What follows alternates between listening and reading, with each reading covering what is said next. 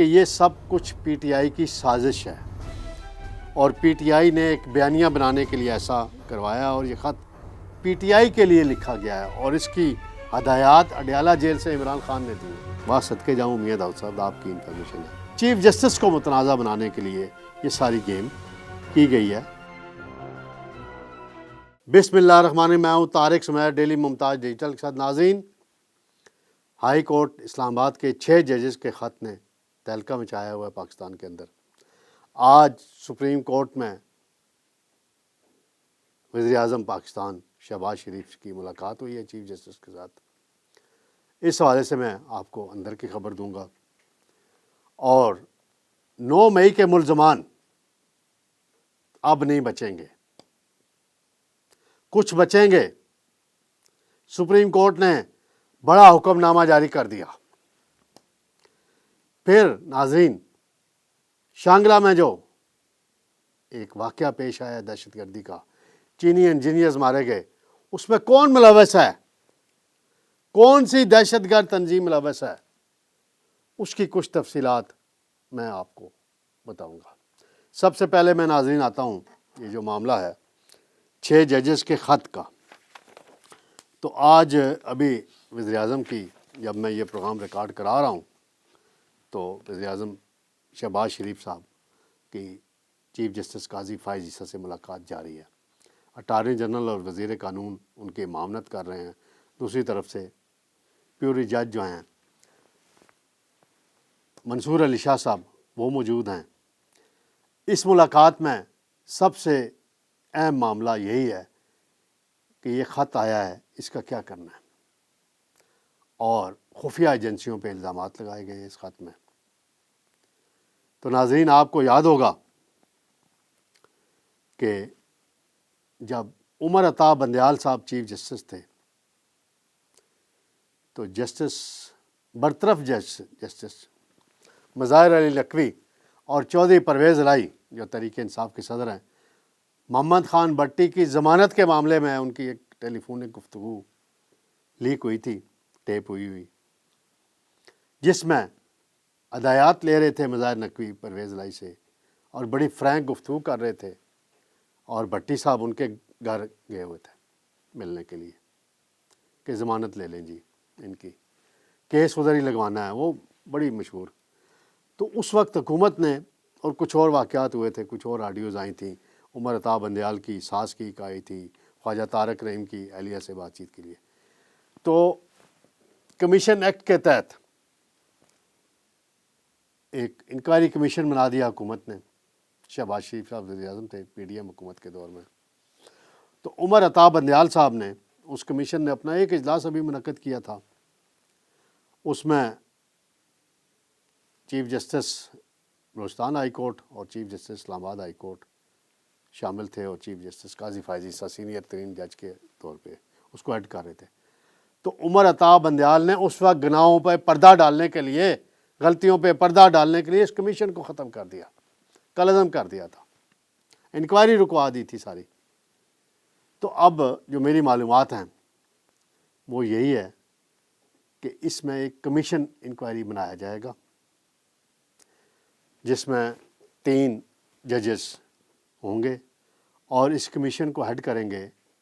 جو معلومات ہیں ابھی اس کی تصدیق ہونا باقی ہے، باضابطہ جب تک اناؤنسمنٹ نہ ہو. سپریم کورٹ کے ایک سینئر جج اس کو ہیڈ کریں گے اور اس میں 2 ہائی کورٹس کے چیف جسٹس صاحبان وہ اس کے ممبر ہوں گے. اور یہ ساری پھر انکوائری ہوگی، وہاں پیش ہوں گے. ان ججز کو بھی وہاں بلایا جائے گا اور جن پہ الزامات ہیں ان کو بھی بلایا جائے گا، دیکھا جائے گا کیا ہوتا ہے. تو اب دیکھتے ہیں اس پہ. میاں داؤد صاحب ہیں جنہوں نے مظاہر نقوی کے خلاف ریفرنس دائر کیا تھا. ان کا ایک کہنا ہے کہ یہ سب کچھ پی ٹی آئی کی سازش ہے اور پی ٹی آئی نے ایک بیانیہ بنانے کے لیے ایسا کروایا اور یہ خط پی ٹی آئی کے لیے لکھا گیا ہے اور اس کی ہدایات اڈیالہ جیل سے عمران خان نے دی ہیں. بات صدقے جاؤں میاں داؤد صاحب، آپ کی انفارمیشن ہے. انہوں نے یہ بھی کہا کہ پہلے کمشنر راولپنڈی سے ایک پریس کانفرنس کرا کے بیانیہ بنایا گیا، جب وہ ٹھوس ہو گیا پھر وہ ساتھ ہی الزام لگاتے ہیں یا جو بات کرتے ہیں کہ اس سارے معاملے میں ملک ریاض اور پی ٹی آئی دونوں ملوث ہیں. اس کی وجہ یہ بیان کرتے ہیں وہ میاں داؤد صاحب، دلیل یہ دیتے ہیں کہ جی چیف جسٹس قاضی فائز عیسیٰ نے حال ہی میں بیریا ٹاؤن کے خلاف کچھ فیصلے کیے تھے، اور 190 ملین پاؤنڈ میں جو معاملہ تھا اس میں بھی ان کا فیصلہ اشرافیہ کو پسند نہیں آیا، تو لہٰذا چیف جسٹس کو متنازع بنانے کے لیے یہ ساری گیم کی گئی ہے. اور چیف جسٹس صاحب جو ہیں عدلیہ کے اندر جو کرپٹ لوگ ہیں ان کا احتساب کر رہے ہیں، یہ اسی لیے کیا جا رہا ہے. اب ناظرین، آپ کو یاد ہوگا، میں یاد دہانی کے لیے ماضی کا ایک واقعہ کوٹ کرتا ہوں. شاہد خاقان عباسی صاحب 2017 میں میاں نواز شریف صاحب کی نااہلی کے بعد وزیر اعظم بنے، تو انہیں طلب کیا اس وقت کے چیف جسٹس ثاقب نثار نے، جو اس وقت اپنے اتنے متکبر تھے، ان کے اندر اتنا تکبر تھا اس زمانے میں کہ وہ واقعات میں کوٹ کرنا نہیں چاہتا، ابھی وقت کی قلت ہوتی ہے. تو شاہد خاقان عباسی صاحب کو بلا کے انہوں نے دھمکی دی، اور میرے انٹرویو میں، باقی انٹرویوز میں شاہد خاقان عباسی اب تسلیم کرتے ہیں اس بات کو کہ اس وقت کے چیف جسٹس نے انہیں دھمکایا تھا کہ اگر آپ نے پارلیمنٹ میں ایسی کوئی قانون سازی کی جس کے تحت نواز شریف نون لیگ کے دوبارہ صدر بن سکتے ہیں تو میں اسے 1 سیکنڈ میں اڑا دوں گا. اور شاہد خاقان عباسی ڈر گئے، قانون سازی نہیں کی. آج بڑی بڑی باتیں کر رہے ہوتے ہیں شاہد خاقان عباسی صاحب. آپ کر لیتے نا بھائی قانون سازی.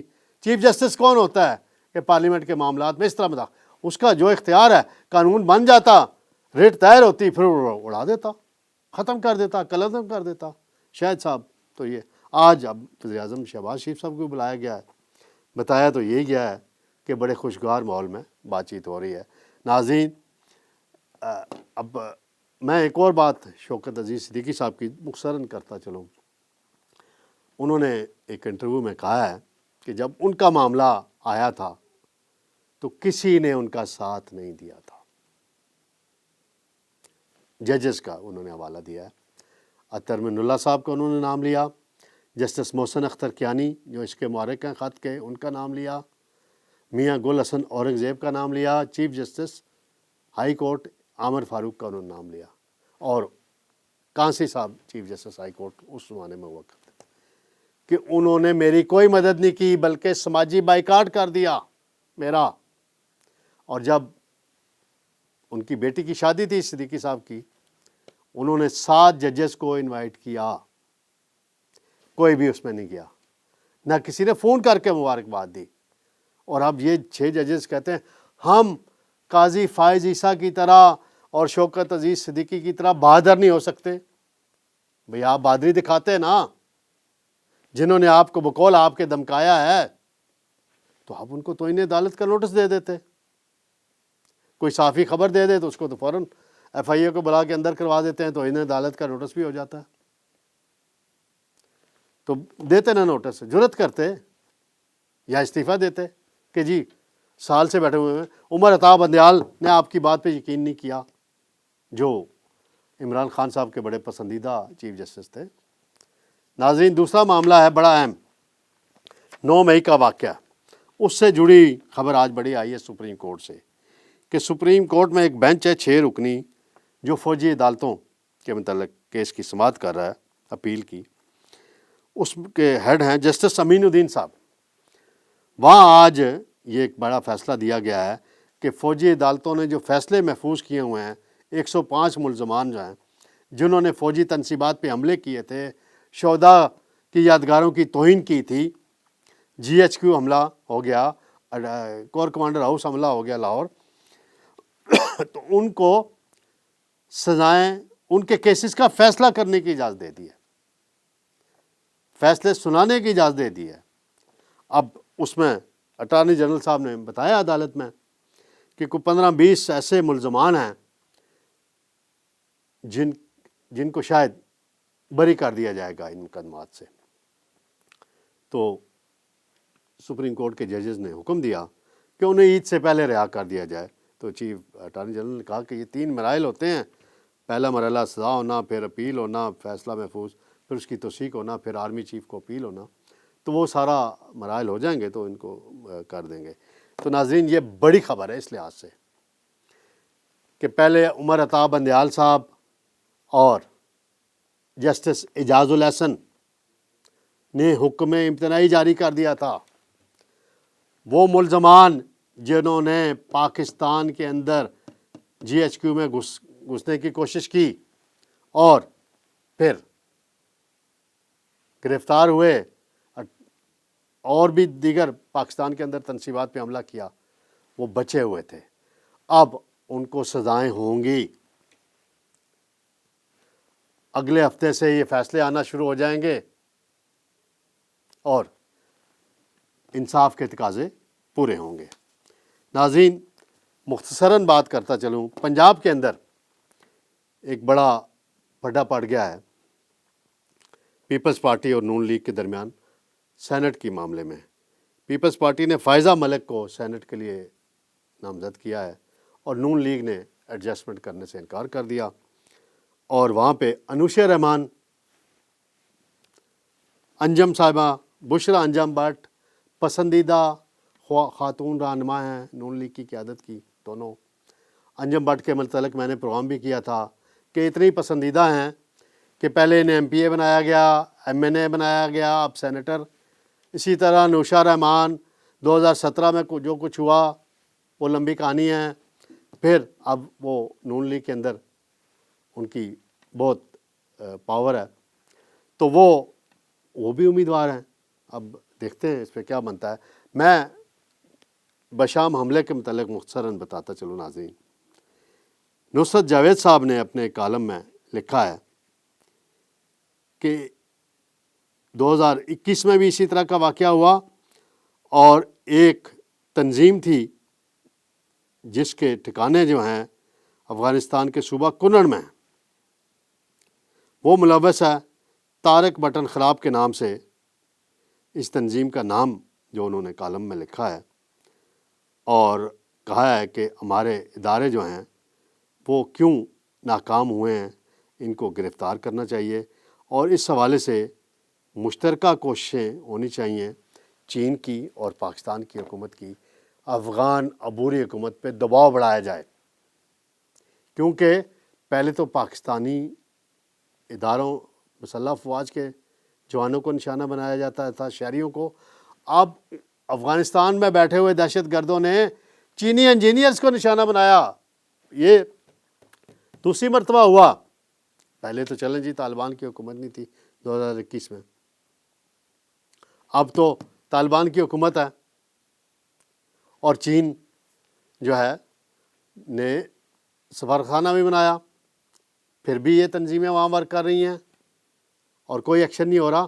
تو اس پہ بڑا سخت ایکشن لینے کی ضرورت ہے ناظرین۔ انشاءاللہ جو ہی کوئی اپڈیٹ آتی ہے سپریم کورٹ کے حوالے سے، 6 ججز کے حوالے سے حتمی اعلامیہ آتا ہے، تو اس کی روشنی میں پھر آپ کی خدمت میں حاضر ہوں گا۔ اللہ حافظ۔